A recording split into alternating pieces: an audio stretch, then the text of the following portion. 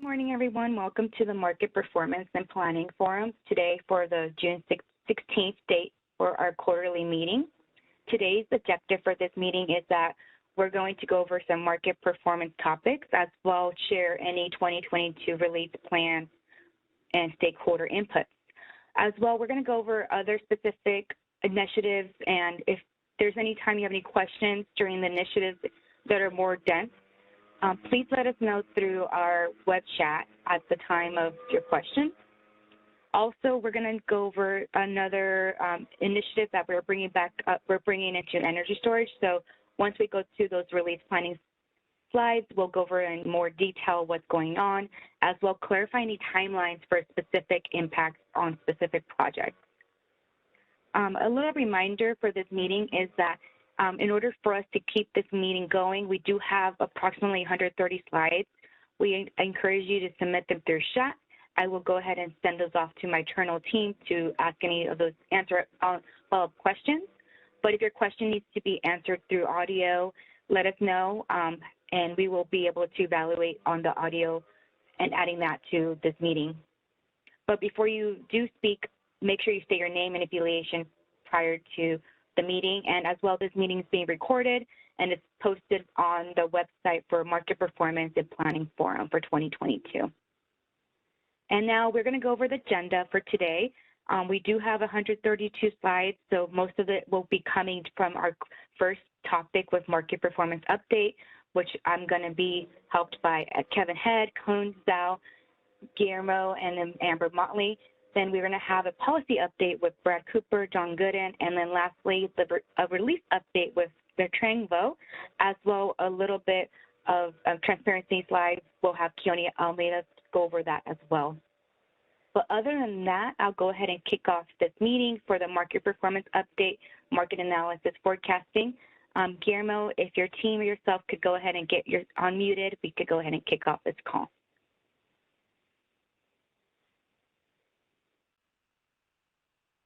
Thank you, Brenda. Can you hear me okay?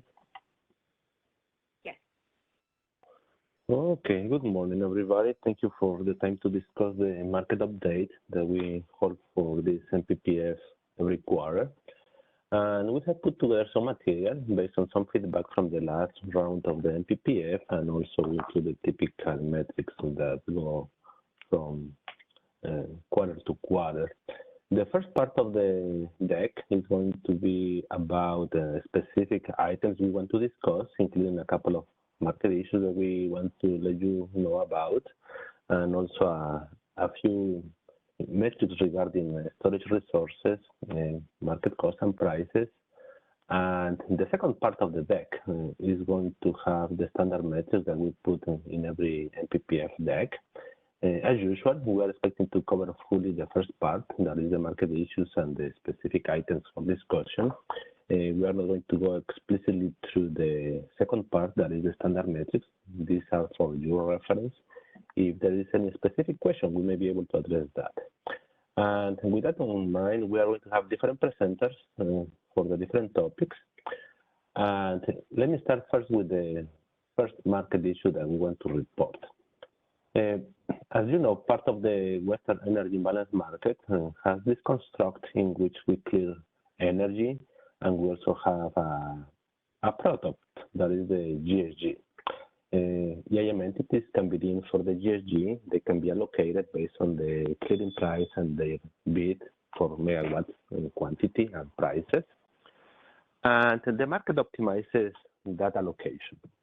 And when there is a specific transfers coming into the CAISO, these transfers are going to be supported, allocated, attributed to different EIM resources. The issue that we had to do specifically with the GSG logic. And this is specific to the real-time market. It's part of the Western energy imbalance market. And the issue is covering the period of April 1st through January 27, 2022. The start of that period is coinciding with the time we onboarded new EIM entities to the WIM, and the January 27 is until the time first we learn about the issue, and then we're able to fix it. The main problem regarding this issue is that as part of the WIM construct, we have what we call base schedules, base transfers, and then the market, taking as a reference that base schedule, is going to optimize to balance supply and demand on real time. That is what we call the imbalanced energy market. And it's going to be only optimizing anything that is in reference or relative to the base schedules, including the transfers. The main issue that impacted the real time for this period is that there were some new records coming with the activation of new EIM entities in the market, specifically to LAWP. And these base transfers were part of the solution. Somehow were considered to be part of the optimized transfers, even though they are not because they were base transfers. And again, the optimization of the market is only optimizing anything relative with respect to the reference point of the transfers. So effectively, we were accounting in excess those base transfers as part of the market transfers. And once you have that amount of transfers, we have to find through the optimization the optimal allocation, the attribution of supporting these transfers that are coming into the CAISO. Therefore, there are potentially two implications here. One, in regards to the megawatts of the attribution of GSG, because if we were clearing or asking for attribution in excess because of the additional accounting of the base transfers, that is going to be excess of megawatts that were attributed. But also, it could have an impact on the GSG prices, because if we were asking through the optimization to clear for a higher amount, to attribute a higher amount of GSG, potentially we're going to go higher in the bid stack, and therefore the clearing price could be potentially higher. This is really the issue. We have specified what the period is. Can we move to the next slide, please? And right now, we have fixed the issue prospectively in January 27. Now, the key question is, what are we going to do for the period impacted between April 1st, 2021 and January 27, 2022? This is where we are right now. We want to still give you the update because it's important to let you know about this issue, even though we haven't finalized what the workable approach is going to be to try to fix this problem. There is a spectrum of possibilities here. One extreme solution could be to try to rerun the entire real-time market. Both FMM, RTD, generate new quantities, new prices, try to resettle on the new prices. We would have to take some action with FERC because obviously we would be changing the prices after the window that we are allowed to adjust prices. And that could be quite a massive recalculation that we may have to do. That could be one end of the spectrum of how we could potentially approach this solution. And anything in between, we could have other approximations and potentially some pro-rata. We could try to figure out if we can find out what the right attribution should be, leave the prices alone, try to re-optimize the GSG to see if we can come reliably with a better price reflecting the right amount of the GSG. These are still the possibilities we're exploring, and that is the reason we don't have a conclusive approach right now that we can share with you. At this point, it's a matter of giving you the insights of what the market issue is, and once we reach the conclusion of how we can approach for a potential remediation, we will inform you potentially through a market notice of what the next step is going to be. I see we have a couple of questions. Let's go through those, operator Brenda. Yes, good morning, Guillermo. Josh Arnold, PG&E. Thank you for letting us know about this. I'm curious. Have you guys sent out a market notice detailing the initial observation of the problem? I understand you said you were going to send out a market notice once you have come to a conclusion, but a market notice about this issue would be very helpful for us to communicate through our organization what's going on. Let me take that. Yeah, that's a good point, Josh. Let me take that as an action item. Thank you very much, Guillermo.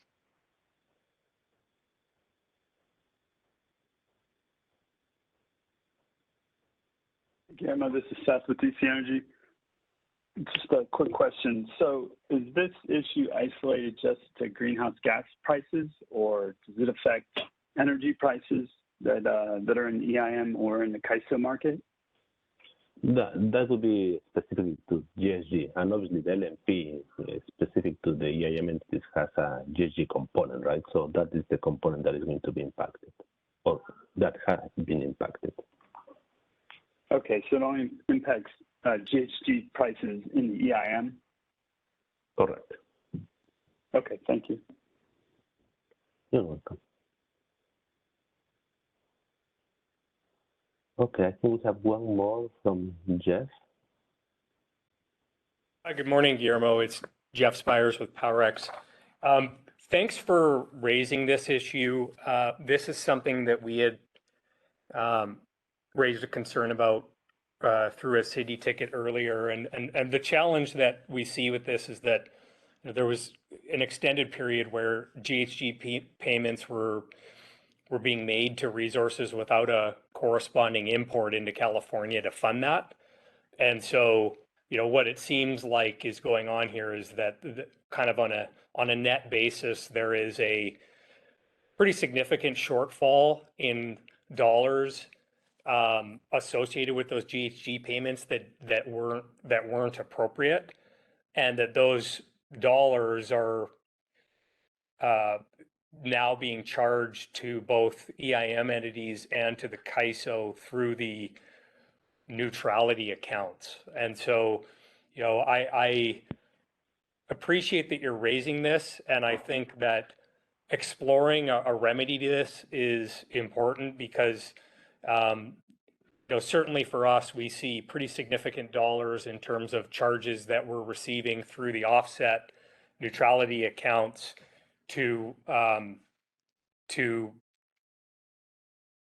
the amount of the shortfall that's being applied to us. And then when we extrapolate that to others too, our assumption is that others are also likely receiving charges through their neutrality accounts to try to fill in the shortfall in dollars that resulted from this, particularly just because it was going on for such an extended period of time. So, absent rerunning the entire market, as you said, as one bookend, I think, at least looking back and saying, what is a reasonable approach to try to address the settlement repercussions of this, because there are negative consequences, is something that should be explored further. And I think the other point I would just make is, I think as part of that review, identifying what additional checks and balances could be put in place to avoid this in the future is important too, because number one, we've obviously had challenges with the neutrality accounts and GHG in the past that were significant. But the other issue is that for the individual entities in the EIM, this type of issue is really hard to identify. I mean, we can obviously see that we're receiving charges that we're not expecting and that we have a hard time tying back to our activity in the EIM. But in terms of being able to catch this earlier on the participant side or on the EIM entity side, it's really challenging. So I think, exploring on the CAISO side, what other ways to make sure that these types of things are identified more quickly is another important element of further review into this issue. So I do appreciate you raising it, and I think more work needs to be done here to try to figure out what the right solution should be. Thank you, Jeff, for the feedback. We appreciate your comments, and you're right on that. Yes, first we have to find out a workable approach to remedy as much as we can this issue, and the second one is proactively how we can catch this sooner so that we don't have to deal with this for such extended period of times. Thank you. Okay, I don't see any other questions on the queue. And operator, do you have anything on the phone? I see nothing on the phone at this time. Okay, let me switch then to the second topic. I will hand it over to Amber. Good morning, everybody. So I wanted to report out, we did put a market notice out right around Memorial Day. I think it was on May 25th on this issue as well, but did want to bring it to the Market Performance Planning Forum for further discussion and awareness. We found discrepancies in the actual demand that's reported on OASIS. It's observed that the values that are displayed on OASIS for the demand actuals for the California ISO regions, as well as the Western Energy Imbalance market regions, are incorrect. The biggest discrepancy you see is when the demand is ramping. So, for example, when the load is increasing between intervals, the OASIS value is often higher, and when it's decreasing, it's lower. The ISO is working on resolving the data issue that was observed, with also providing a backfill following that resolution. The goal of the backfill is to go back to January 1st of 2021. Next slide. So where can you find this information? The actual demand values are found on OASIS underneath the system demand drop down, and then CAISO demand forecast, and then you would do the market process filter of actuals. Please note that these reports and information are informational only. The same impact is not occurring in the market operations or in the demand forecasting space. That was also checked and verified. The ISO will publish another notice after we resolve the issue and another notice when the backfill is complete. And those may come together, but they may also come separate, and we'll just keep the participants apprised of which step we're at. There's two examples at the bottom that we track just to give a magnitude of what you can see in relation to it. One of them is of the PG and E area, and then the other is the LA EIM area. So the difference is the items within yellow and gray, kind of the bars that go between them. So you can see that the difference that you're seeing versus what is in the demand forecasting software can be up to 300 megawatts off for PG and E, and then 200 megawatts on the low side for this particular day. The same, you can see deviations on the LA side, of that 40 megawatts up and down as well. And you see most of it when the load is ramping. So just wanted to bring that to your attention, especially if you're using this report to track anything as it relates to the demand actuals. We are working to resolve it as quickly as possible. And with that, I will see if there's any questions.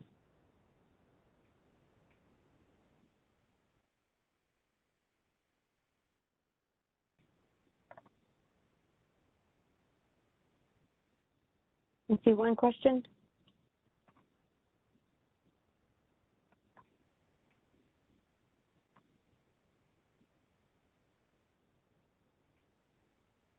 Hi, good morning, Amber. This is Wei Zhou. I actually don't have a question on your material, but I do have a question related to the AWE notice on last Friday.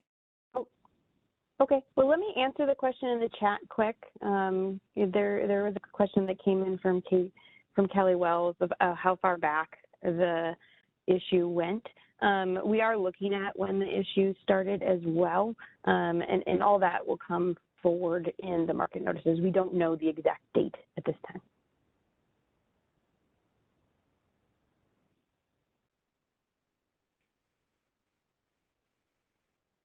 All right, and with that, I will pass it back to Wei so he can talk about the GHG side. Hi, yeah, thank you, Amber. This is Wei Zhou from SCE. I have a couple of questions related to the market notice sent last Friday about Northern California transmission emergency. I think it also just posted to the CAISO website on the AWE grid history report. So it seems like it was a transmission emergency. So can the CAISO share additional information regarding whether the load was actually shed? I think the notice said about 100 megawatts. of load was requested. Isn't clear whether load was actually shared, and then what are the drivers for that event. So any additional information would be really appreciated. Hi, this is Guillermo. Unfortunately, we were not prepared to cover that topic given the timing of the event. So I will refer you to reach out the point of contact in the market notice for any further details that you want to know and see if there will be any further information to discuss. At this point, we didn't prepare anything for that specific event. Well, the CAISO, if you guys have more information, does the CAISO plan to publish additional information to the market? I will check and get back to you. At this point, I don't know what is the next step in terms of communication, and I will verify on that. Okay, thank you. You're welcome. Okay, let's move on to the next topics now regarding a specific performance. There are a couple of topics, including the congestion revenue rights and the cost that are kind of a standard. It's a matter of keeping up the tracking, how they are performing so far for the most recent months.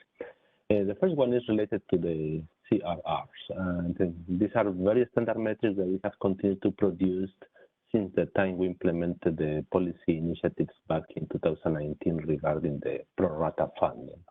And as you can see, continues to perform well. We continue to see the amount of the CRR payment, what we call the national revenue, to basically vary based on the congestion conditions. There are some seasonal trends. Obviously, there are typically more cases of congestion in the springtime, summer times, and consequently the congestion cost is going to increase. The settlements of CRRs is going to increase. Based on that, we assess the amount of adjustments, the pro-rata adjustments that we do to the CRRs, and they are highlighted in yellow in the trend. And at the end, we also take care of tracking the overall balance of the CRR market. That will be effectively the surplus plus any auction revenues. And there is no specific trend, but it's important just to see that continues to perform as historically has done. And there are ups and downs based on the conditions, as I indicated, based on the congestion trend that we have for the corresponding month. Next slide, please. This one is a counterfactual we continue to do to size effectively the impacts of the pro-rata funding. And this is a very simple comparison of the old-fashioned no pro-rata or full funding versus the pro-rata funding, just to see the swing of the dollars once we have the pro-rata funding, effectively how much the pro-rata funding is mitigating for the revenue adequacy. And typically, you're going to see that every single month there is a positive value indicating that, yes, we have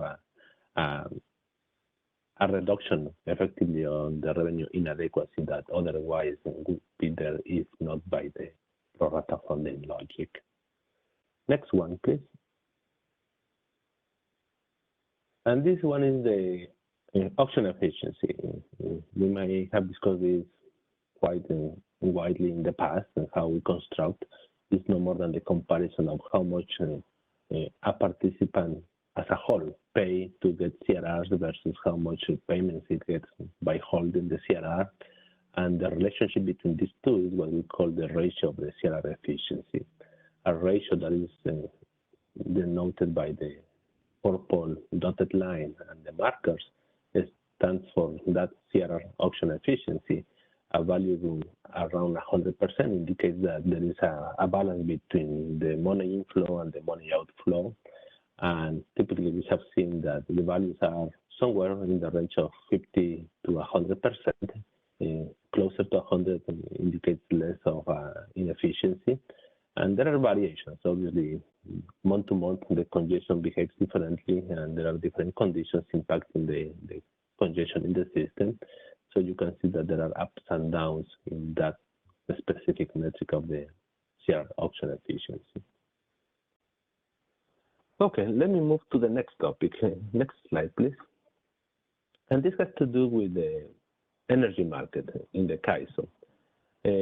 As you may have noticed, and we reported that in the previous NPPF, we have seen a very interesting dynamic of gas prices for at least the hubs that belong to the CAISO area, because we utilize the gas prices as a reference for the fuel regions that we utilize in the CAISO and the wind market. And two of the main hubs that are very good references for our markets is one in the southern part of the system, that is the SoCal hub, and the other one in the northern part of the system, the PG&E hub. And this gives you the daily trend for at least the last 2 years to give you a medium-term perspective of how the gas commodity prices have evolved over this period of time. I could recall those days in early 2020 when typically our gas prices were in the range of $3 to $4 per MMBTU. Once we reached the summer 2020, we could continue to see that there is an increasing trend. Prices have trended upwards. There are some quite spiky conditions, such as those of February 2021, when we have these very cold conditions, extreme weather, and the prices really shoot over $100 per MMBTU. But even after that, the gas prices have a steady increase over time. And in current days, I think we have seen prices in the range of $9, $10 per MMBTU. Next slide, please, is going to give us the trends for the PG&E hub, and it's not dramatically different. You can see the increasing trend. Why is that important? Obviously, we still have a meaningful generation mix based on gas resources, and from time to time, the gas resources are going to be marginal, and therefore they are going to set the price. They are going to influence the electric prices, not only in the south or in the north, but across the system based on the combination with congestion conditions in the system. And if we move to the next slide, please, we can see how the prices, the electric prices, have been trending in the CAISO market. This is only for the CAISO area, and across the markets in the IFM, the integrated forward market, and the two sub-markets in the real time, the 15 and the 5-minute markets. And you can see that overall it's holding at a higher range. We have seen an increasing trend of electric prices, partially driven by the conditions of the gas prices and the gas dynamics. And this is having another level of effect, because obviously once we go into the settlements, into the cost of the wholesale market, these costs are largely influenced by the prices, because this is one of the two inputs, is quantity times price. When we see the overall wholesale cost for the CAISO market, you can see an increasing trend as well. Can we move to the next slide, please? This captures, and by the way, this is still preliminary data, settlement data continues to be updated according to the cycle, so it's subject to changes. But this gives you a good sense of how expensive it has been, at least for the last year, by having higher electric prices from higher gas prices. And as a reference, you just take the immediate previous year of 2020, that the overall wholesale cost was about $8.8 billion. We are talking about a 40% increase of overall wholesale cost in 2021. If you compare now Q1 2022 versus, let's say, Q1 21, and what 2021 is kind of an outlier because of the events that we have in the column weather event of February 2021. But if you compare versus previous Q1, that still gives you a reference that Q1 2022 comes relatively higher than historically has been, just because of the higher electric prices. Let me pause to see if we have any questions so far.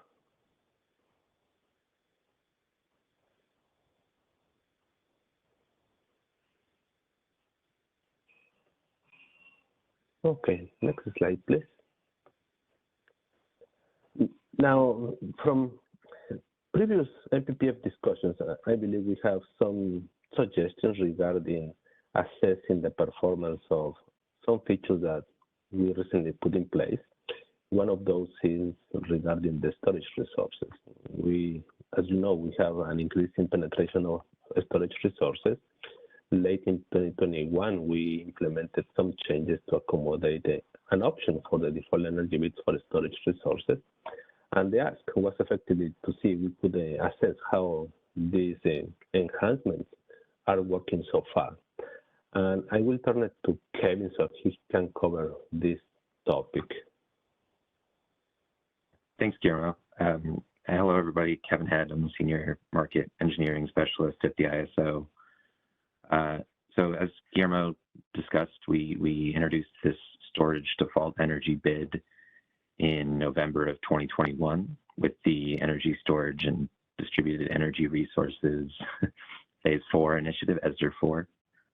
And that was meant to align with the timing of the introduction of local market power mitigation for energy storage resources. So the storage DEB has several components to it. It's got these costs to charge the resource up, costs associated with the operations of the resource, so the cycling cost, the wear and tear due to cycling. And then in the real-time market, there's this inclusion of market opportunity costs in the calculation of the storage DEB. So with the last 6 months of operational experience under our belt, we wanted to talk about how it's been going. So in terms of the next slide, we'll show the overall usage of the storage DEB. So you'll see that about 58% of energy storage resources are using this storage DEB option, with most of the remainders staying on the cost-based option. And that 58% of resources makes up most of the capacity of these resources. You'll see that WEIM energy storage resources are really only about 105 megawatts of the approximately 4 gigawatts that we have on the system so far.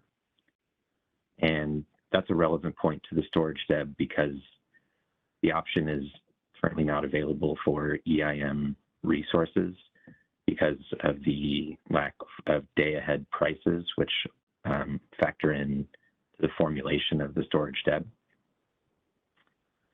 In ESDR 4, there was also a exemption for market power mitigation for storage resources smaller than 5 megawatts. And you'll see that just 9 resources are using this exemption. So a relatively small component of the overall capacity of energy storage resources.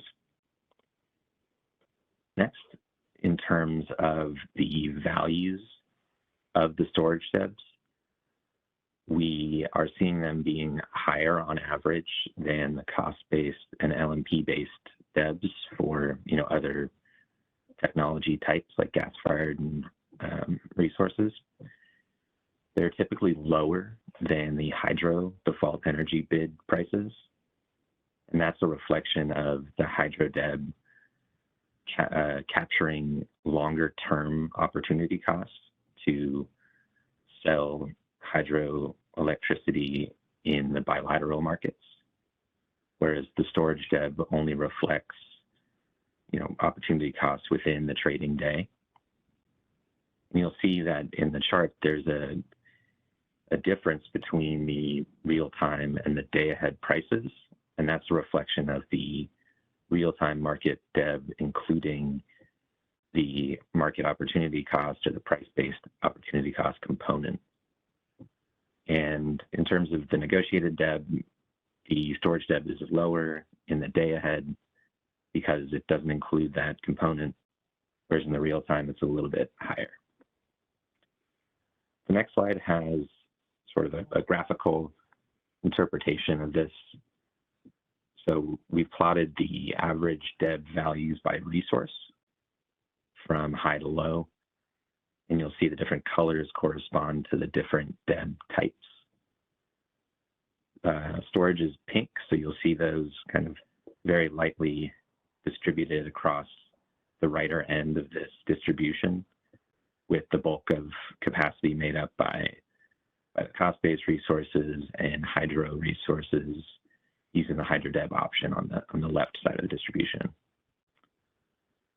And then the next slide, you'll see a jump when we move into the real-time market, the storage debs being on the left end of the distribution because of that price-based opportunity cost component. The next slide has just a little bit more detail about how the storage deb is formulated as a reminder. So you'll see the formulas here. The day-ahead storage deb has just the cost to charge the resource up. That's the EN with the Greek symbols next to it. And then it's added to that value is the variable storage operations cost. These are the cycling costs that I mentioned. And then we apply a multiplier of 1.1 to the default energy bid. And in real time, you'll see that we pick either the maximum of the charging costs or the price-based opportunity cost. And that price-based opportunity cost factors in the highest cost periods of the day. So it looks at the LMPs throughout the day, and then depending on how long it takes the resource to discharge, it picks the say fourth highest LMP. And we're seeing that set the storage deb value in most of the cases in the real-time market, about 94%. And that makes sense because it's capturing those higher costs in the day. And so that's just a little bit more detail about why we're seeing that price separation between the day-ahead and real-time default energy bid. The next slide has a little bit of detail about how frequently storage resources are being mitigated. So, this default energy bid is just an input into the market that replaces a resource's bid if the potential for market power is detected. So in the day-ahead market, we are seeing mitigation occur for storage resources roughly in line with traditional, hydro and gas resources. It's a little bit higher than renewables and other types. But in the real-time market, we're seeing storage deb resources being mitigated less frequently than traditional resources, but obviously more than renewables in the real-time market. This is a little snapshot of how the frequency of storage resources mitigation. So the next slide has kind of my overall take on the first 6 months. I think the storage deb is being relatively well utilized, but folks who are on the cost-based option might consider moving over to the storage deb option. And if you're interested in understanding how to do that, we have details in the Market Instruments BPM, or you can feel free to reach out. The storage deb values appear to be roughly in line with other deb types, with the exception of hydro deb because of that longer look ahead opportunity cost. In the real-time market, we're seeing the price-based opportunity cost being a substantial component to the deb. It's often setting the deb's value. And the frequency of mitigation of storage resources appears roughly in line with other resource types. That's about it. I see a couple of questions in the chat. I can take those. So Dan from Customized Energy Solutions says, is the 105 megawatt figure for EIM storage representing only EIM participating resources? I believe, yes, that is the case. It doesn't include, any hybrid resources or anything like that. And this is just, limited energy storage resources. This doesn't include pumped hydro. And then slide 26. Brenda, would you mind? Dan also asked, is slide 26 for CAISO and EIM or CAISO only? This includes all resources for both CAISO and EIM, but an important caveat would be that in EIM, they only participate in the real-time market, so they wouldn't be factored into the day-ahead figures.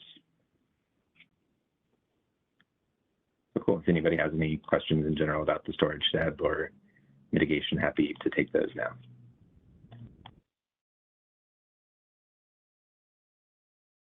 Hello? Did I just get unmuted? Hi, we can hear you. Yeah, good. This is Alvis Svoboda at PG&E. I just wanted to, I think this is a really great presentation, Kevin, and I thank you for it. One thing that jumps out at me is that if you look at any storage with a duration beyond the current 4-hour duration, it indicates the CAISO should probably be recognizing opportunity costs from future days somewhat in the way that they do for hydro. And it might be complicated, but I think it's an area that should be revisited in the energy storage enhancements area of initiatives. Yeah, that's something we can pass to our policy folks and have them start chewing that over. So thanks for that point, Alva. Thanks. It's good to see the numbers in a concrete way and see that how much of a difference it could make. So thank you. Mm-hmm. Thank you. The next hand I saw up was Callie. Callie Wells, do you want to go ahead? Hi, it's Callie Wells with WPTF. I'll echo that last comment. Really appreciate you guys putting these numbers together and slides together. It's very insightful. If I recall, one of the characteristics of the way the DEB formula was created, you could end up in a situation where the DEB is the same price across the charging and discharging range. I was curious if you guys have looked into if that is in fact occurring and how frequently it's occurring. We were just curious as to kind of if having that flat DEB across the entire operating range is potentially causing some unique dispatches for storage resources. Yeah, that's an interesting question. I didn't look at it in this analysis, but you're right that the way that it's formulated, oftentimes it can be the same value for both charging and discharging. But if I remember correctly, there's a price separation. I can't remember when it happens offhand, but that's something we can look at in the next round if we do another round of this, because I think it's an interesting question, and I can take a look at that too. Yeah, I'd appreciate it. Yeah, I don't have the exact formula in front of me, but it was something as if the maximum, you take a max of something, and it was if one of those components is the maximum, it's set the same across the entire range. But yeah, if you can take a look at that for the next round, that would be great. Sure. Yeah, thanks. All right, thanks.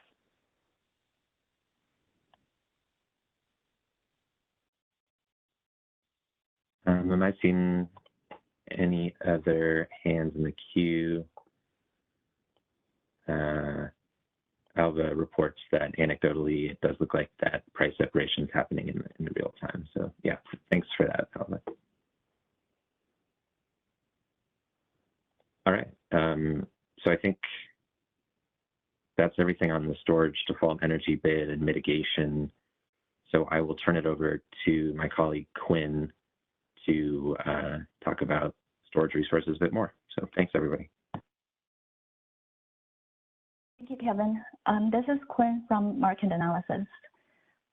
In this section, we will talk about the key performance of storage resources for the past few months.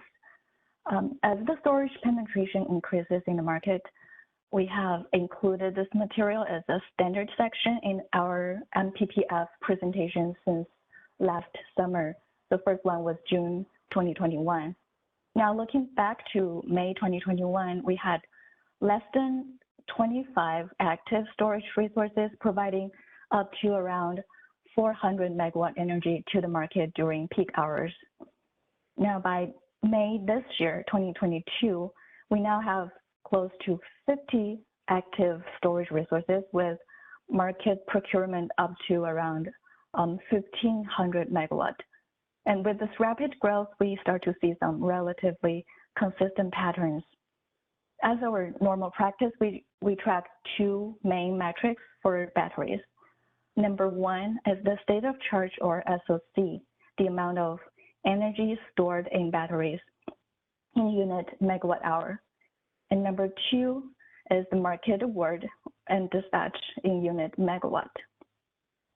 So this slide shows the hourly distribution of SOC in IFM market per month from December 2021 to May 2022.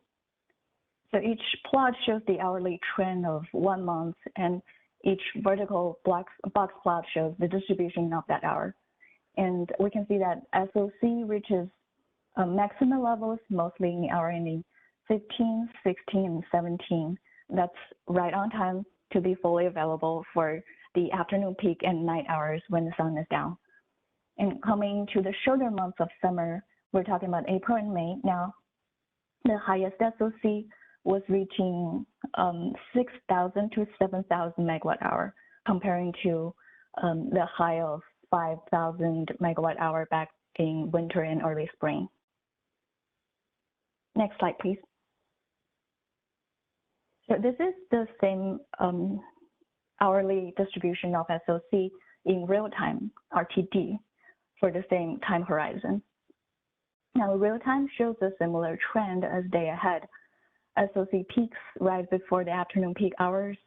And in May, the highest SOC was reaching 7,000 to 8,000 megawatt. This is the overall distributions were shifted up comparing to day ahead due to the specific conditions we see in real time. Next slide, please. Okay, here we're looking at the hourly distribution of the IFM schedules. Now you can see that how nicely this shape is tracking the net load. The dot curve, as we said, we are seeing consistent patterns now. Storage resources are charging during the day when it's most economical, and discharging mostly for the evening peak when system is tight with the high press signal. And again, this is the behavior we expect to see on storage resources. And coming to the shorter months, April and May, the highest dispatches in the day were constantly around 1,500 megawatt. Next slide, please. Again, the real-time display, this is the real-time dispatch, follows the same trend as the day-ahead one. The highest dispatches are in hours ending 18 through 21. And by last month, the highest dispatch was up around, again, 1,500 megawatt. And we're observing an increasingly significant share of the battery resources participating in the market, and we're benefit from it. Next slide, please. And this is the last numerical slide. So this plot shows the hourly AS awards for the past 6 months from IFM Solutions. We can see that batteries continue to provide regulations up and down, and some portion of spin and peaks around the middle of the day. By early 2022, we already saw that storage resources have saturated regulation market, and we are seeing increasing numbers during the shorter months as well. And next slide, please. So this is the last slide of this section. Given the interest on storage resources, CAISO is preparing to start a daily report on storage resources. We will show the energy AS SOC cross markets on the system level and available capacity on the system level. We will issue a market notice indicating where the reports will be located when we start posting this report. That is the end of the section. Any questions?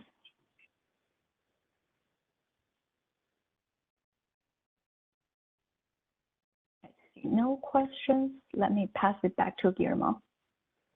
Did have one question. Oh, okay. Yes, please. Hi, it's Callie Wells with WPTF. I thank you guys so much for posting this data on OASIS. This will be really interesting too. Or on, is it, I'm assuming OASIS, but maybe it's on one of your guys' website. But anyways, we're excited to have more of this data and information. I did have a quick question though on how you are separating out the AS awards for storage resources. So is the reg up just the amount of reg up that's awarded to meet that requirement, and some of what's classified as spin is actually reg up awards procured to help meet the spin requirement, or is this strictly based on what they were awarded, what product they were awarded? I'm trying to figure out if this is already reflecting the cascading effect of the AS. Yes, this the numbers we're showing are the market awards, so naturally that will include the cascading effect. Okay, that's so why we're showing more reg up than spin, and then we don't really see no spin there. Yeah. Okay, so when it's being awarded for spin, that's not reg up awards helping to meet the spin requirement. It is actually a spin award. Yes. Okay, thanks so much. Thank you. Any other questions? No, I'll pass it back to Guillermo. Thank you. Okay, I think I just will conclude this section because as I indicated, the reminder of the deck is effectively a set of metrics that we constantly post for your reference.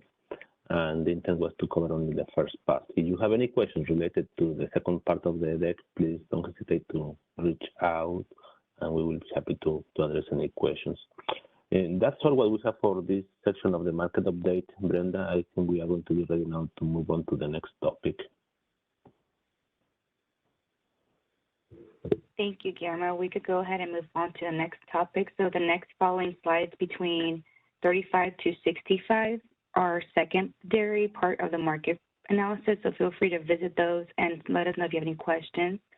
Now we're going to go ahead and move on to our policy update from Brad Cooper. I do see one question that just came in on the queue. One moment. Okay, sounds great. So Brad Cooper, feel free to, your line is unmuted, and please go ahead. I think he's off. I don't see his audio, so we'll connect with him right now to make sure. His audio's off. Operator, can we double check him? Brad, can you go ahead and unmute yourself? There you are. Yeah, sorry, I'm here. Wonderful, thank you, Brad. Hear me? So now we're going to, yes, we can. Go ahead and let me know to move on to the next slide. Yeah, I'm sorry, I didn't realize we were so far ahead in the schedule, and I was talking to somebody else and looked up and saw my name up on the screen. Sorry about that. Sorry about that, everybody. Okay, so this is the policy update where we go over all the policy initiatives that are going on and talk about, I briefly go over what their scope is and the status of them, as well as what our the governance status is. In other words, what's the EIM governing body's role and the board's role in ultimately approving the policy before we file it at FERC. So next slide, please. So, as part of these presentations, we've started including our policy roadmap, which we finalized at the beginning of the year, but then we revise it throughout the year. So we're including this now and making any changes. It's 2 slides. This slide I may have made some minor tweaks on it. I don't remember, but nothing significant. But if you go to the next slide, you'll notice down at the bottom, there's this new bar, this energy modeling enhancements. I think I got a typo on that. I think it's supposed to be energy storage modeling enhancements, or maybe I have it right. In any case, this is a new initiative that we're planning to start up, and I have a slide on that later on. So I just wanted to point that out to people.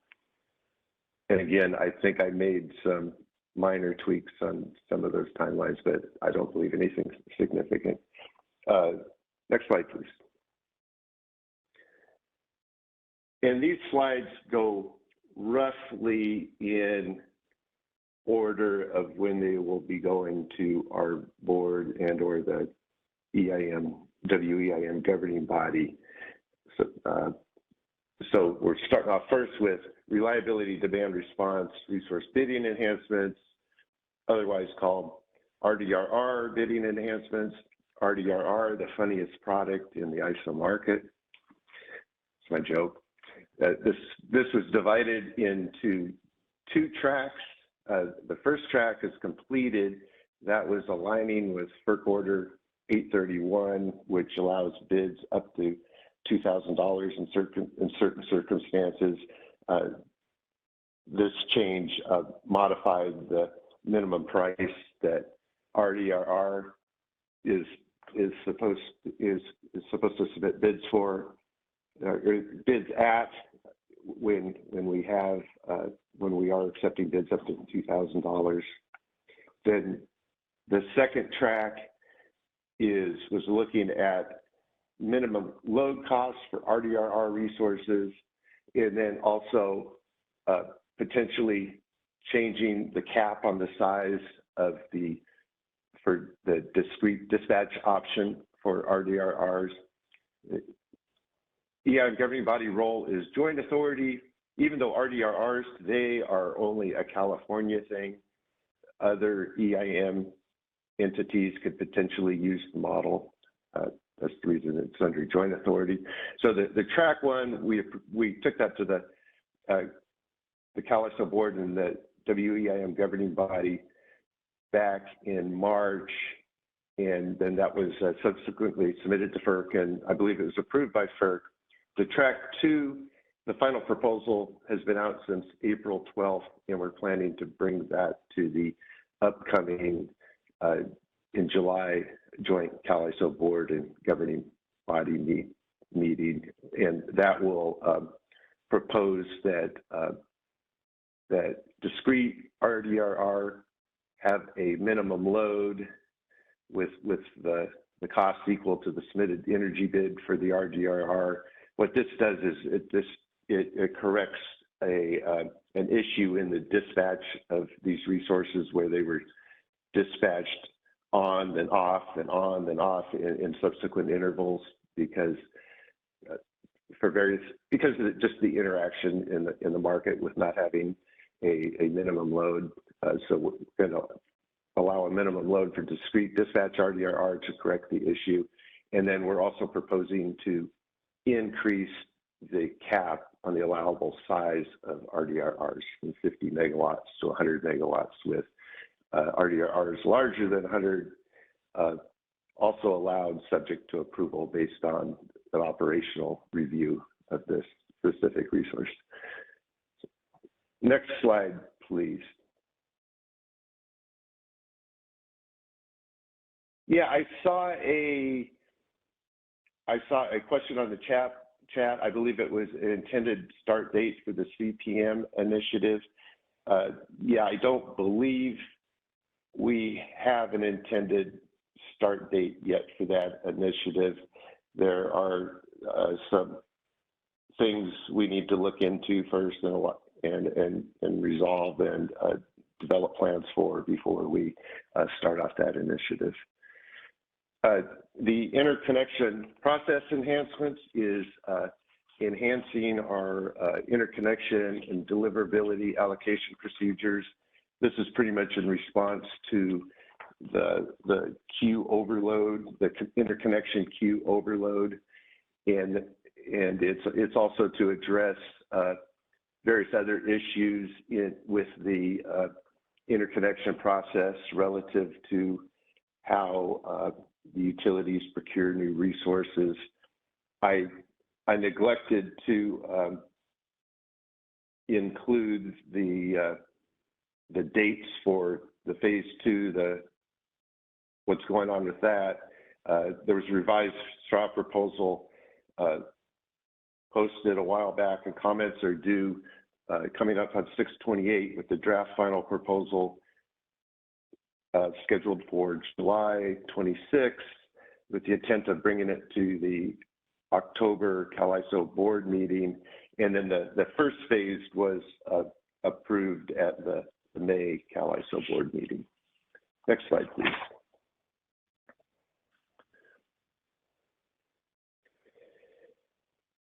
The WEIM Resource Efficiency Evaluation Enhancements, Phase 2.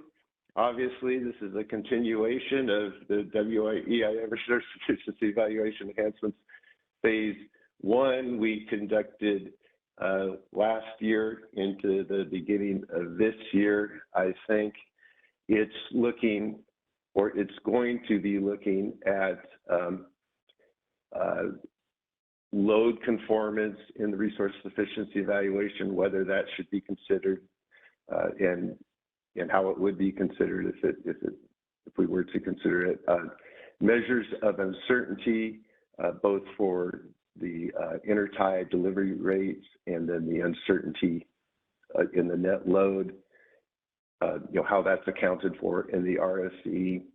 It's also going to be looking at the issue of where WEIM transfers into the CAISO can support HASP exports, how that is treated in the RSE, and also how we should treat the scheduling priority of those exports.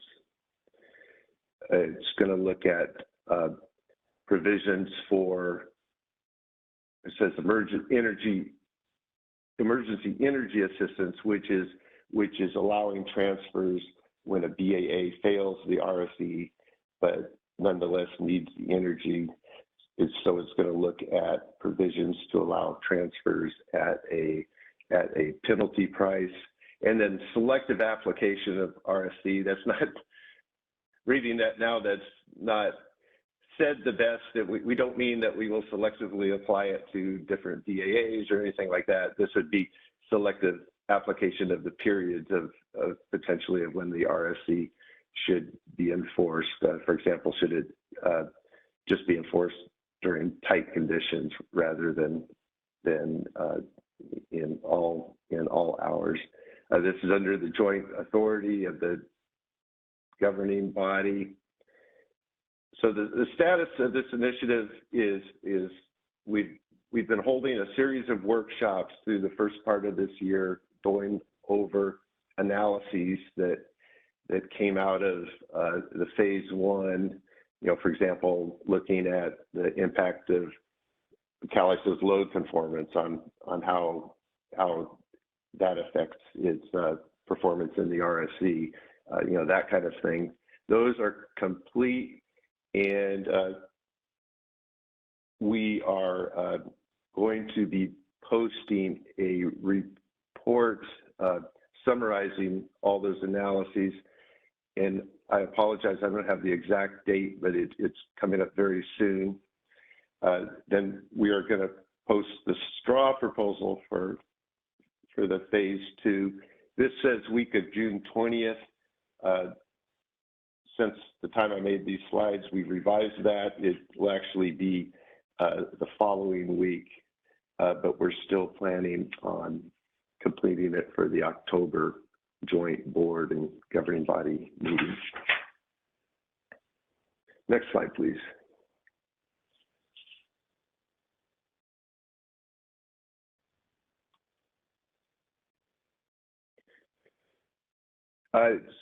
So like I didn't say, so the energy storage enhancements, it has been exploring various enhancements to more efficiently dispatch storage resources while meeting the CAISO's operational needs. The status of this is the part of the scope that was looking at the new model for the new model for storage based on a state of charge. We're moving this into this new initiative, storage modeling enhancements. So I don't remember what I had on that roadmap slide, but I think it was different. So the correct name is storage modeling enhancements.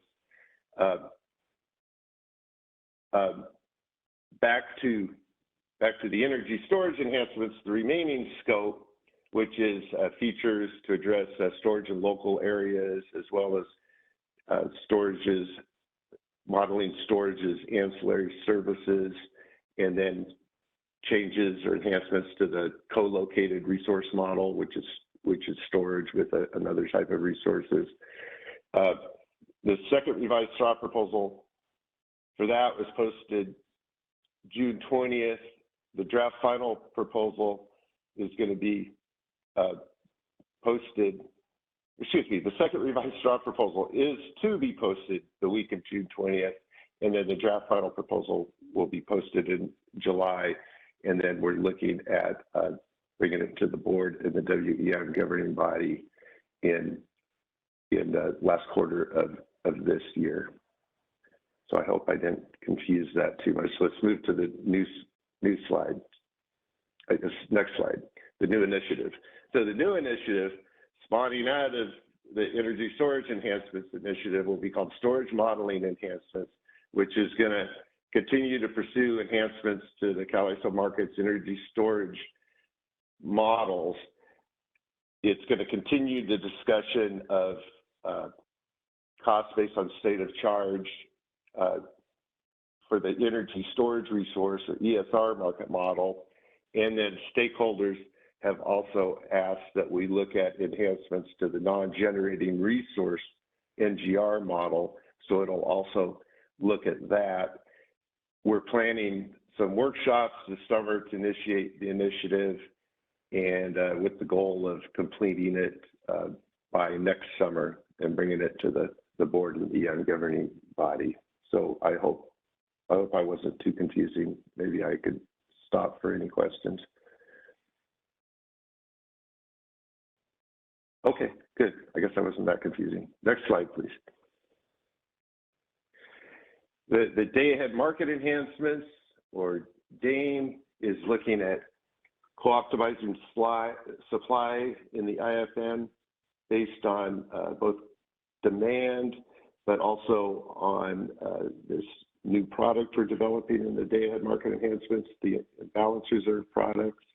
It's also looking at some changes to the residual unit commitment process, where we would add downward capacity and rename this capacity coming out of the residual unit commitment process, reliability capacity up and reliability capacity down. The WEIM governing body's role currently by the guidelines, part of it's advisory, part of it's joint, but we'll see how that plays out. There may well be a recommendation to make it entirely joint or something like that. But we'll further look at that as the exact proposal evolves. We've discussed the day-ahead market enhancements at a number of workshops and MSC meetings earlier this year. I've gotten a lot of feedback from stakeholders, posted our third revised straw proposal in late April, got a whole bunch of additional feedback from stakeholders. We're looking at that, and we're also looking at, or in the process of doing some additional analyses that we've talked about in these workshops that we've held earlier.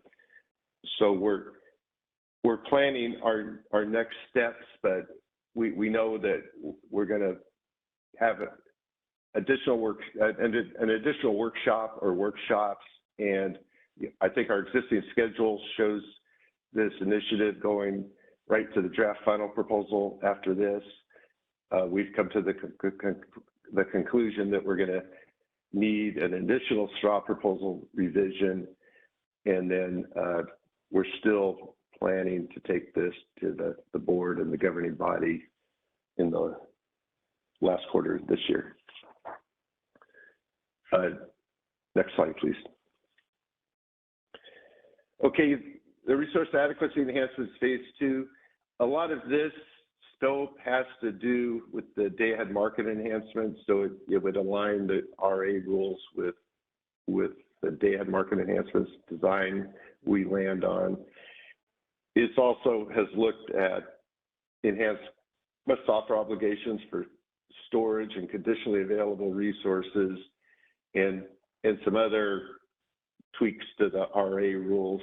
This initiative is pretty much on hold because it's so intertwined with the day-ahead market enhancements. So I don't have the schedule for the revised straw proposal, but we should know that in the next couple months as work on the day-ahead market enhancements progresses. Next slide, please. The extended day-ahead market, or EDAM, as you all know, is looking at extending the day-ahead market to EIM entities. I won't read off the scope. I'm sure y'all are aware of the scope. We have not yet proposed a decisional designation for this one, just because there's a lot of things in play with the potential changes to governance, and the scope and the proposal of this is in flux. So I wouldn't read too much into that, though. We held workshops on the straw proposal on May 25th and May 26th. We're in the process now of scheduling technical workshops as a follow-up to the workshops we had on the straw proposal, which are workshops in more detail of what our proposal is. We're scheduling those as we speak. They're going to be in July, with the goal of posting the revised straw proposal in August, and then targeting completion of the initiative by the end of 2022. Next slide, please.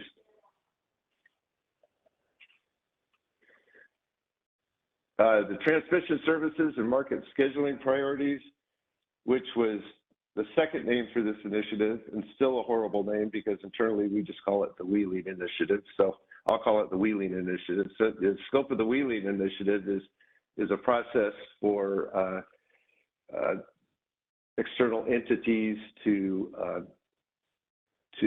obtain high priority scheduling rights for wheels across the CAISO BAA.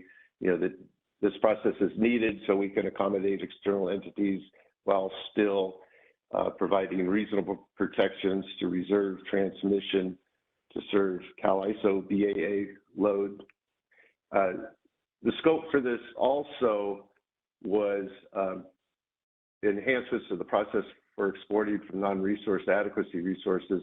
That was actually part of the phase 1 of this initiative. So I should have titled this Transmission Services and Market Scheduling Priorities phase 2, I guess, because that, phase 1 is completed and was filed with FERC and approved by FERC. So this phase 2 is just looking at this process for obtaining high priority scheduling rights for wheels.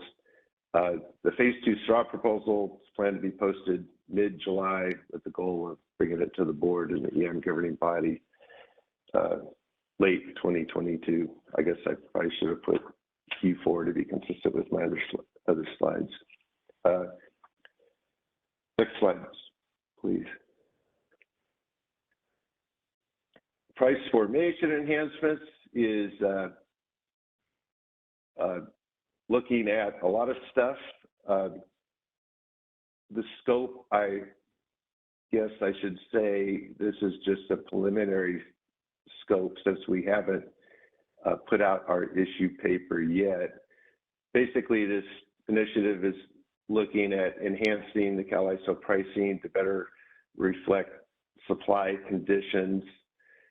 It's also looking at fast start pricing. Potentially, it's going to look at enhancements to how the real-time market uses advisory prices, which is pretty much a storage-focused issue, as well as looking at bid cost recovery changes also, which is a storage-focused issue. And then it will also, or potentially also, I guess, look at improvements to the local power mitigation to more accurately assess transmission constraints between BAAs. This is the, for those of you that have been involved in the EDAM meetings, we talked about this. This is the grouping methodology. People have asked how this relates to our system market power mitigation proposal, which we were working on a year ago or so and then put on hold. This would largely or completely, I guess, supplant that proposal, because that proposal was a proposal to look at CAISO BAA wide market power. This grouping methodology, we've talked about that, would look at CAISO BAA wide market power, but in a more accurate manner, because if we were in a transmission constrained region with other BAAs, it would look at market power within that group of BAAs, just as it would throughout the EIM. So it would make the CAISO's market power mitigation consistent with the market power mitigation in the WEIM, which in the WEIM, currently market power is assessed at a BAA level, which it is not currently assessed at the BAA level in the CAISO. And then we're also looking at other price formation issues that are potentially looking at them based on the stakeholder suggestions. You know, we just had a workshop to kick off the initiative to get stakeholder perspectives.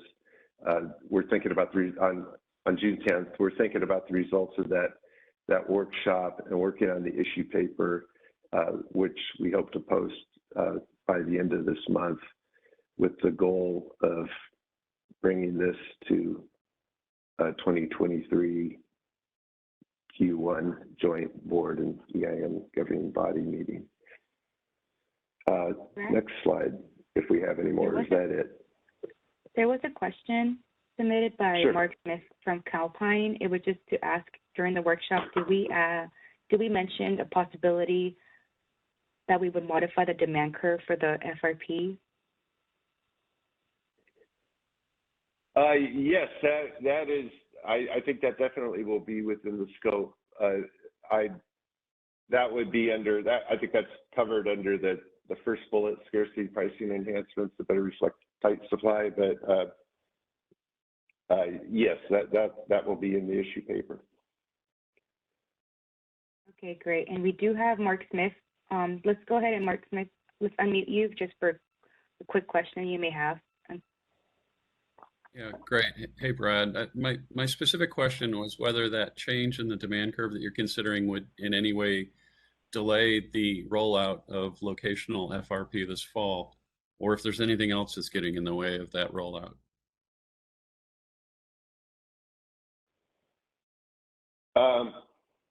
the demand curve would not delay the rollout. If we changed the demand curve, we wouldn't wait to put in the nodal FRP. There is an issue with the nodal FRP. You know, we put out that little issue paper, I guess it was called, where, you know, the original FRP design, we realized would, in the event of RSC failure, would isolate BAAs. And as we were reviewing things, you know, working on the filing, we realized that that's not consistent with the discussions we've had on the RSE since then, where people emphasize that it's very important not to zero out transfers because that could cause reliability problems. So we proposed a fix, for lack of better words, to resolve that issue, to not freeze transfers in the event of RSC failure, but still move forward with the nodal FRP, which the fix affects the cost allocation of FRP.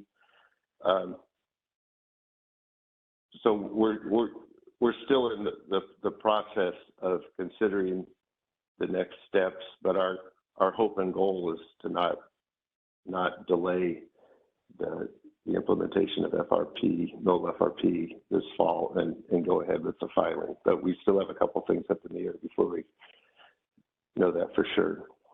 Okay, thanks, Brad. Sure. And I guess I do have one more slide. The next slide. And also, we could take Chen-Yu's question if that's okay, from PG&E. Okay, sure.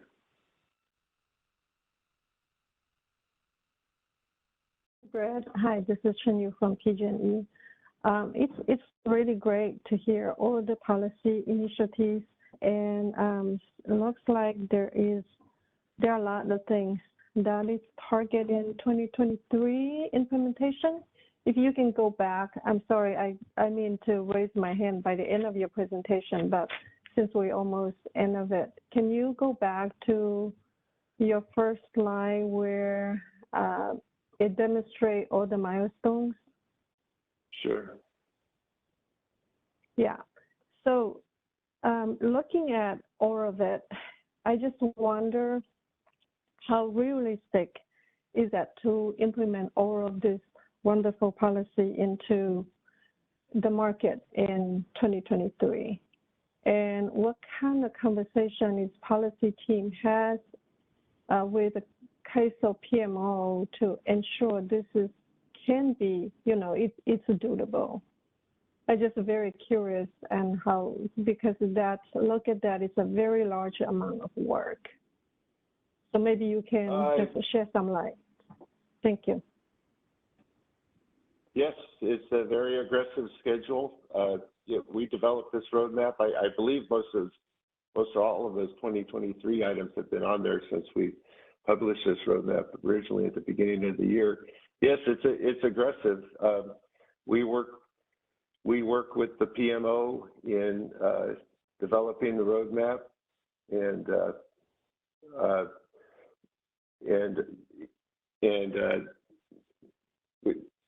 we work with the PMO in developing the roadmap, assessing the feasibility of it.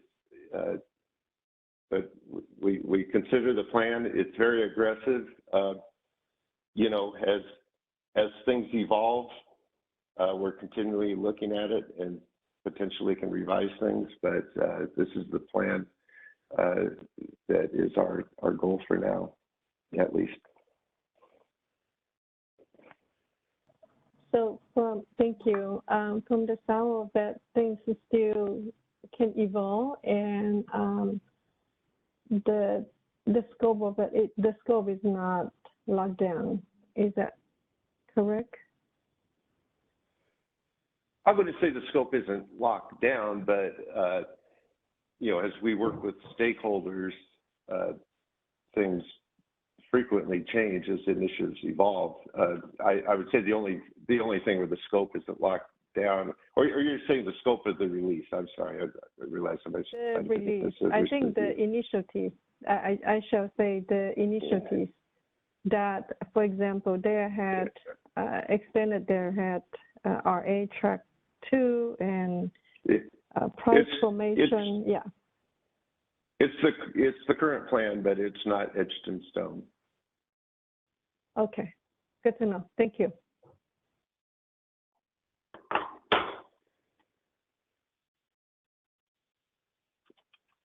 Okay. All I think right, I just Brad, have one last slide. Yes.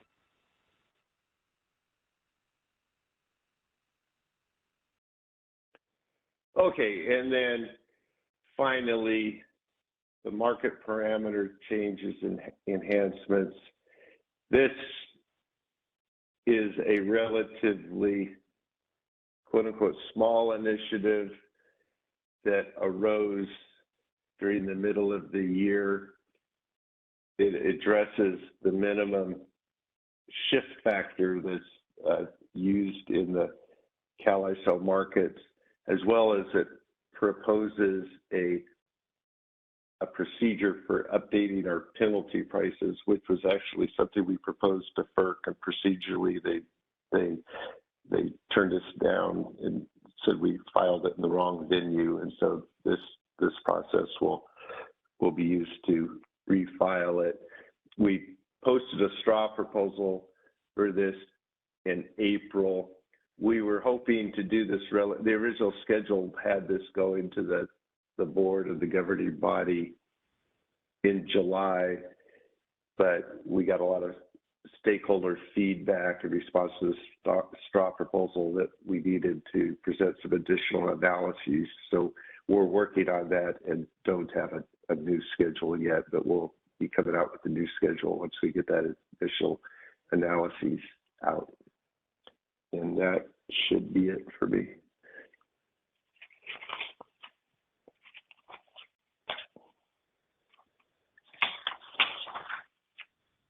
Hey, Brad. Any other questions?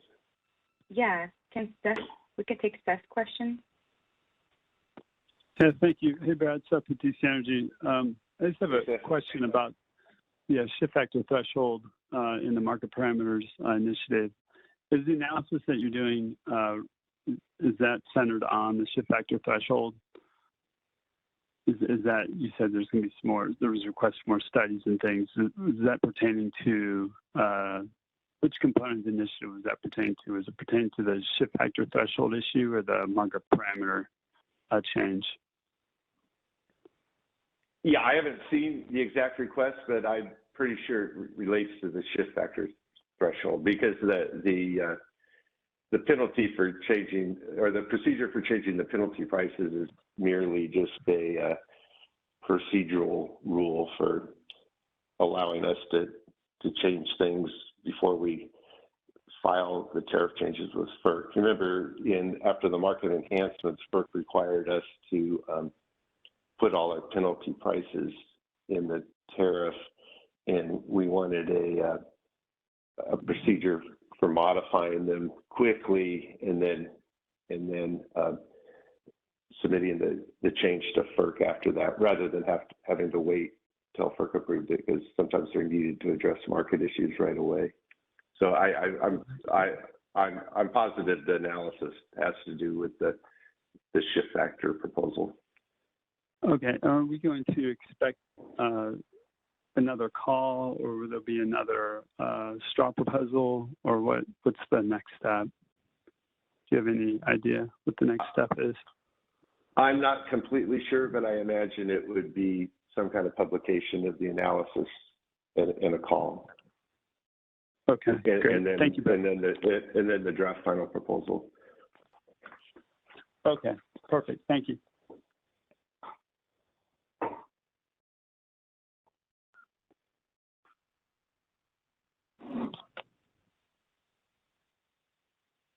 Thank you, Brad. Now we have Trang. You're welcome. Thanks, Brenda. Can you hear me okay? Yes. All right, great, thank you. So I will present the release plan update, and Adrienne is also here to support me in those updates as well. So we'll go ahead and start with the first set of slides in the release plan update, which are for the transparency items. And I'll hand it over to Keone to kick off the discussion on these items first, and then and give us an update on where we are. Keone, please go ahead. Sure, can you hear me? Yes. Can you hear? I just want to test that you can hear me. Yes, Keone, we can hear you. Thanks. Hi, everybody. My name is Keone Almeida. I'm the manager of stakeholder affairs. For these slides, we have prepared these transparency enhancements slides to highlight our efforts to improve the information we provide on our markets and grid conditions. This is an important effort that is expressed in our recently published 2022-2026 strategic plan that requires the ISO to provide accurate and easily accessible information for our customers that they need to successfully engage with the ISO. The information in this first page allows the ISO to effectively communicate where generation and transmission resources are in their development phases to provide a more realistic picture of when additional capacity is expected to come online, in addition to clear information about existing resources that are already online. This information is being provided based on customer needs that we've developed together through our collaborative stakeholder processes. On the next page, you could move to the next page. The items related to OASIS and CRMRI have been tracked by Trang's group, so I will turn it back over to her to see if she would like to add anything on this slide. Thank you, Keone.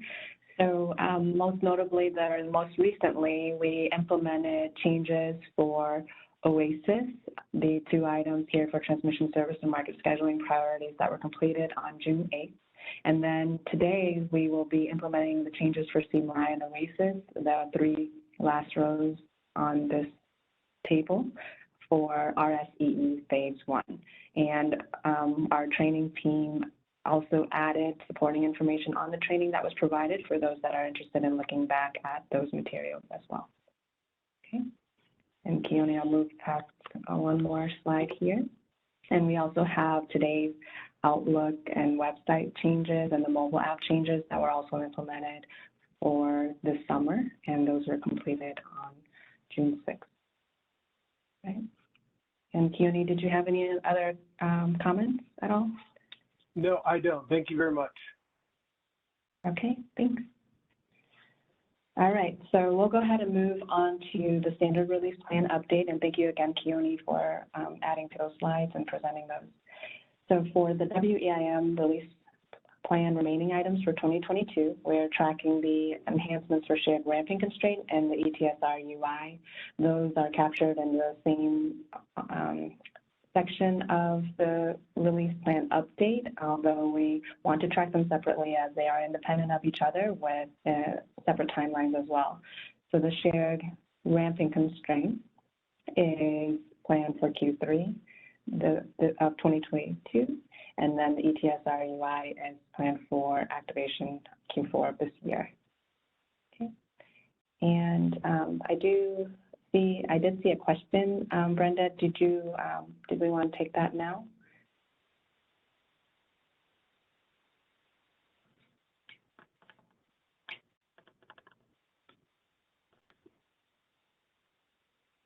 Yes, go ahead, Trang. Okay, thank you. All right. Okay, so Kyle has a question about acknowledging that although this is not OASIS data, is there a chance that today's Outlook data will be made available for bulk download across multiple days and months? And Kyle is from the Public Advocate's Office. Kyle, I don't have an immediate response for that at this point, but Brenda, could we take a note and capture that for follow-up? Yes. Okay, thank you, Kyle, for that question. We'll take a look at that.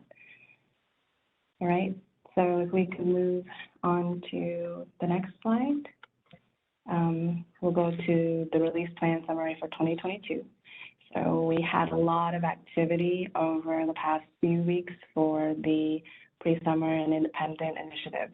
So what you'll see here is transmission service and market scheduling priorities is completed for, with the implementation of the OASIS changes on June 8th. For WEIM resource efficiency evaluation enhancements, we have the final components going active today. Adjustment to intertie constraint penalty prices was active as of June 1st. RDR bidding enhancements was also activated as of June 1st. Short long start definitions also has a successful activation as of June 1st. And then our latest implementation was for the OMS framework to WebVision that was implemented on June 14th. Where we have upcoming in our independent bucket is still the interconnection process enhancements, tariff and BPM changes for phase 1. And those, it looks like we had an update that filing already took place, and so we're tracking for an effective date of September 1st for those tariff and BPM changes. We have our collection of OSI enhancements that are, we have additional detail and updates on it when we get to that section. And then although you see reliability, demand response resources, phase 2 and independent, we know that we are evaluating whether that can be included with the fall 2022 release, but at this point, until that feasibility is determined and confirmed to include that in the fall, we'll leave that as an independent item. For fall 2022, the biggest update is that implementation and activation date has moved to be effective on November 1st, with CPE being active as of January 1st of 2023. So that's the biggest change there, and then the associated release milestones and targets will shift to reflect that change in activation date. So we'll cover that as we get to that area as well. Okay. All right, so what I'll do is I'll go on to the individual slides and I'll stop after those for any questions. Thanks, Brenda. If you could go 1 minute. All right, so for our WEIM enhancements, no changes here to the scope. Again, for the shared ramping constraint, we do plan that for Q3, and then ETSR UIs are planned for Q4. And that is the end of the WEIM enhancements, remaining items for this year. Does anybody have any questions or comments here?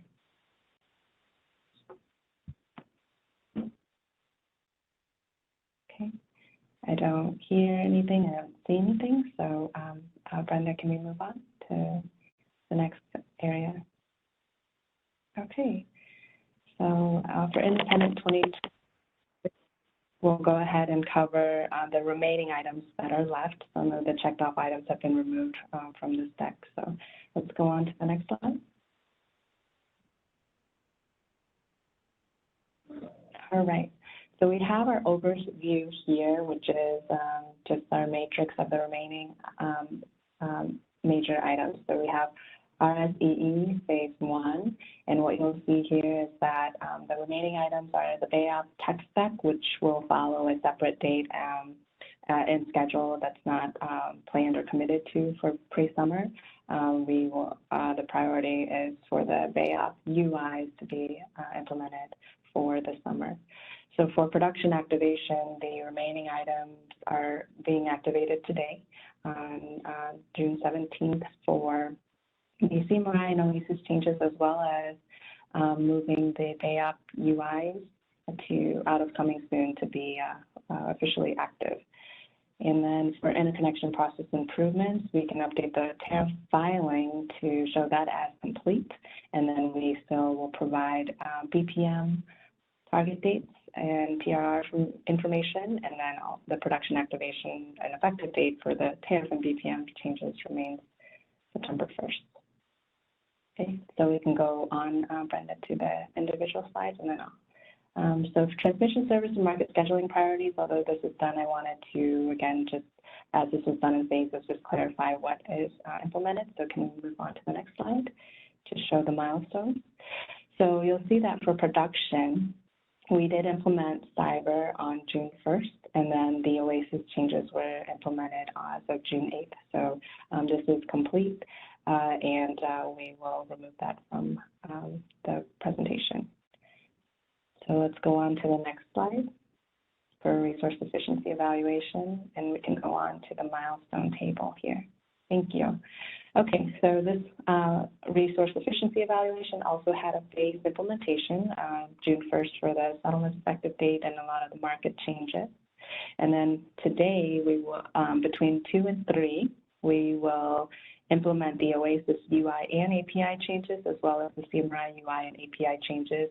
And then for the BAYOP UI, we will be moving the 3 UIs out of coming soon to be officially active. All right, and then we can go on to the next slide, and this just summarizes that information by system. It just reflects everything that we had. So. And interconnection process enhancements, again, we'll update the tariff as being filed, and then we'll still need to provide BPM updates as and target PRR publication dates as they become available. And then production is on track for September 1st for those BPM and tariff changes. Okay, can go to one more slide. All right. So for OSI, there's additional information added here for the training and market simulation for the independent items that we do have a schedule for so far. And so for ADS, you'll see that we have training scheduled next month with the market sim and production schedule in September. And then for the last 2 items, you can see for ADS, we have the training in August, and then the market sim and production implementation in September as well. And for the market UI, we do have a release note and outreach plan for September with production implementation in October. And I think can we go to the next slide just to confirm that that concludes our independent? Okay, so I will stop here for any questions on the independent or pre-release, the pre-summer release items. Any questions or comments on those? We do have 2 people. I think Dan Williams from CES was first, so let's go ahead and unmute him. Hi, yeah, Dan Williams from Customized Energy Solutions. So at the March MPPF meeting, I asked about the EIM base schedule submission window change implementation that had been taken off the release plan, I think back in January or February this year. And CAISO said that you were doing some performance analysis on it in line with the nodal FRP implementation efforts. And I was just wondering if there are any updates on how that is coming along, or if there's been any more discussion on when the base schedule submission timeline move from T-40 to T-30 might come back onto the implementation plan. Thank you, Dan, for that reminder and the background there. So for T-40 to T-30, that I don't have details on how that analysis is going as far as performance. We are still focusing, of course, on the implementation aspects of FRP, which has now moved to activation on November 1st in production. So what I can tell you that is that in our implementation planning, we are evaluating the potentially having this in 2023, although that is very tentative at this point. But I think that we'll need to get a little bit further in FRP to determine when this can come back into the release plan officially. And Adrian, I will maybe hand it off to you to see if you have any later information than me on that. Yeah, so then yes, I can tell you this is coming in our internal conversation in our planning sessions. And, you know, the latest exchanges I've seen is that we're, again, is the same constraints. We're trying to learn from the FRP to see when and how it's feasible, this enhancement. At this point, again, it's not yet a commitment or anything final, but I see it on the fall of 2023. That's the target that we think we can meet for this one. Okay, I don't know what, kind of if there is a standard process for, updating the board or the EIM governing body when there's significant delays on implementations, but, this policy effort was approved quite a long time ago and was listed as a pretty important initiative for a number of EIM entities. So keeping some updates going to stakeholders and, potentially even to the board and governing body would be appreciated on it. But thanks for providing the updates that we could there. Thanks, Dan. I'll pass that feedback. Yeah. All right. Thank you, Dan. And Brenda, did we have any other questions or comments? We do have Chen Yu from PG&E. Go ahead, Chen Yu. We'll unmute you for your question. Thank you, Brenda. Hi, Trang. This is Chen Yu from PG&E. Yes, I have a couple clarification questions. So if I understanding correctly, there are a couple APIs. One is from transmission for the cyber API, and then one is for CMI API from RSEE. They are still pending, and if I remember correctly, CAISO it's going to bundle those with the fall release. I just do not see that it's being reflected in the presentation, and it will be really helpful for market participants to keep track of it if you can make sure those two items is not, it's listed as independent release level verse, and we will continue to keep track of it and participating in the market simulation. Chen, thank you very much for raising that again and giving me the opportunity to clarify based on the gap that you see. So for transmission service, you're right, is that there is a cyber API that will come at a later time, and that schedule is not yet determined. So we will reflect that accordingly in our interface updates. And then for RSEE, there is a clarification on CMRI is that we did intend to deliver the CMRI UI first and the API to come later, but we were able to accelerate our testing to be able to combine or leave the API for CMRI combined with the UI implementation for RSEE. So the intent is to implement both the CMRI UI and API into production today for RSEE. And then there is one remaining API that I did call out for BAYOP for RSEE that will be at a later time. So I really apologize for that confusion, and we'll take this back to adjust those slides. I hope that clarifies a little bit, but do you have any other questions? Yeah, thank you for clarifying the CMI API. It's in the mid stage. I guess I wasn't aware. The other thing I do have is I know CAISO been working hard for trying to getting the FERC Order 831, the bid ceiling API into map stage. And if I understand correctly, it's in map stage. I'm not sure it's working on or not. Just wonder if you have a release date, production release date for that. Thank you. So I did see from the team that we are looking into the map stage issue. There are users reporting errors accessing that new API. And at this point, we don't have a production target yet, but I know that we wanted to reach out to some of the cyber users and collaborate and confirm that there is successful testing in that stage, at least from some of our users prior to moving that to production. But at this point, I do not have a target date. Okay, so sounds like there's an issue, and moving forward, understand our team is actively engaged in this, trying to adopt this API, and also we have some downstream development. So what kind of communication should we, since the market sim has been concluded, what kind of communication can we have just to ensure that it's working in the map stage, and then we can move forward with the testing and all that.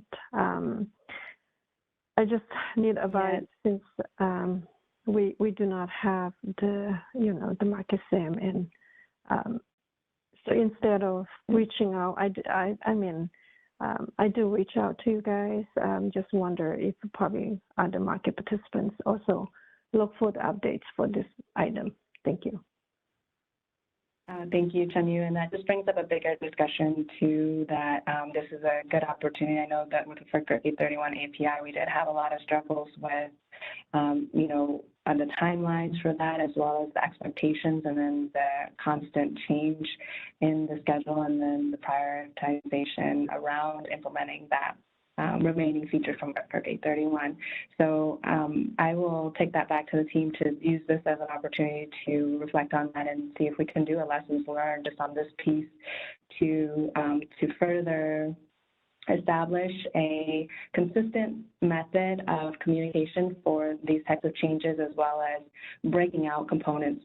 We noticed more frequently this year that there was a lot of change and shift and strategy for separating UIs versus APIs, and we'll work on a better way to communicate that more clearly and more timely, because for the cyber API for transmission service, for example, we don't want to have the same issue. So I will take that back with the team and see what we can provide as far as, firming up our process for how we can consistently communicate on that. So I understand the issue is bigger than, or could be bigger than, the FERC 831, and we will take that back to the team and see how we can improve on that. Okay. Thank you. Okay. Any other questions or comments, Brenda, for independent or pre-summer? No. At this time, we could go ahead and move to fall. Okay, thank you. All right, so the biggest change again for fall release.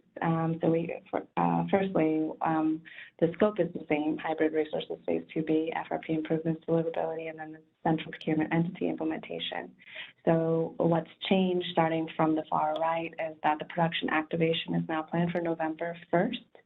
And so the implementation will be done by 11/1, and hybrid resources and FRP will activate by then. Central procurement entity implementation will be in production prior to 11/1 to support the activities necessary for the effective date of January 1st of 2023. So we will separate that out and add a distinction for the implementation versus the activation for that one.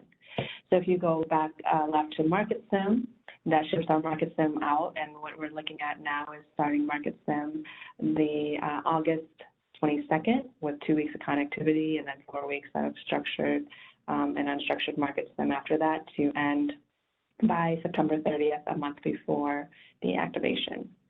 So following our normal release timelines, our external training would be planned to complete by the 19th prior to the market simulation, and as close to and before the market simulation, so that week prior to 8/22. And then BPMs are planning to have published by the middle of August. That's the release target. And then for the draft tariff, those are planned or targeted by late July. And then tech specs will be planned for end of June. And then the config guides, hybrid has already been posted. And then FRP and central procurement entity will be planned by July 5th, which has already been communicated in the settlement user group. And we'll update the CPE config guide to align with that. And then as we learn more from our settlement team, we'll update that as appropriate. So I won't go into the individual slides for fall, but because the scope has not changed, and we just wanted to communicate the overall timeline change. And also, just as a reminder, is RDRR phase 2 is not confirmed as usable for fall yet.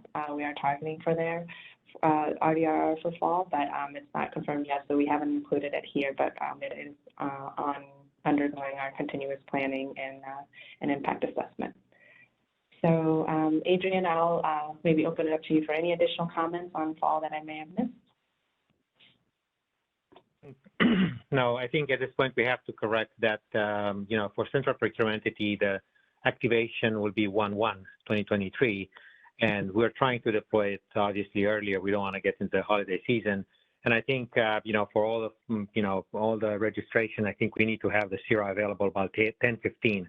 So, but I'm not sure if we have in the individual slide those dates. I think we want to make it clear for all the market participants that our targets will remain in sync with supporting all the registration and activation that we have as a mandate for this project. Thank you, Adrian. That's good. So we don't have a milestone slide yet for CPE, but we'll add that and include the breakdown of the various production activities for that. Okay. So any other questions or comments for fall? I don't think we need to go through the individual slides at this point. Okay. We also have reference slides for the CRR system upgrade as well as settlements upgrade. And for CRR, I know we have a customer partnership group, I believe, that's been started. And for settlement upgrade, we're covering that in the settlement user group every other Wednesday opposite of the RUG. So I will stop here one more time for any additional questions or comments.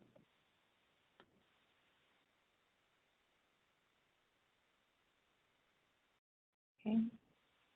So Brenda, I'm not hearing or seeing anything, so back to you. Thank you, Trang. So there's no more, these slides are all here for reference and are posted on the website. But for other than that, we'll scroll back down and do the section on stay informed. So what Trang was speaking about, the release user group that happens bi-weekly, it's all in the master calendar that we have posted publicly, and also the markets and calls are also scheduled there. And then we have this market performance planning meeting that's every quarterly. And you can see that on the calendar if you visit on the calendar site. But other than that, I do see Chenyu just raise your hand really quick. Chenyu, do you have any questions? Let's go ahead and take your call or your answer really quick.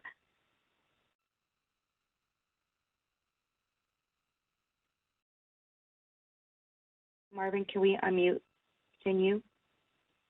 Go ahead. Hi, Brenda. Thank you for taking my question. Just want to see if you can upload the most recent presentation to the MPPF folder, because I believe the one that was posted yesterday has a little different date on that.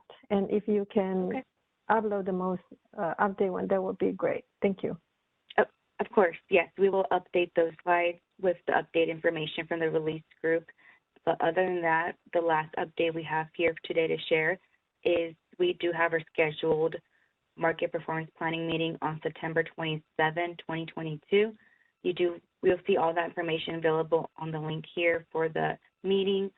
But if you don't have any questions, we do want to definitely go back to one of other people's questions on the panel as we'll reach out to you individually.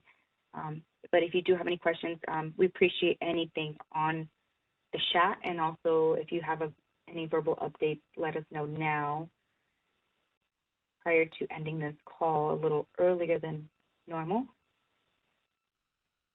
I'm going to stand by for one moment. Do we have any calls on the phone line, Marvin? I don't see any callers at this time. Okay, wonderful. So I'll go ahead and update those slides after this call. But other than that, the link for that specific group will be available to you. But We appreciate everyone's participation, and thank you, everyone. I'll hand it back to Marvin to close this meeting. Thank you. That concludes our conference. Thank you for using Event Services. You may now disconnect.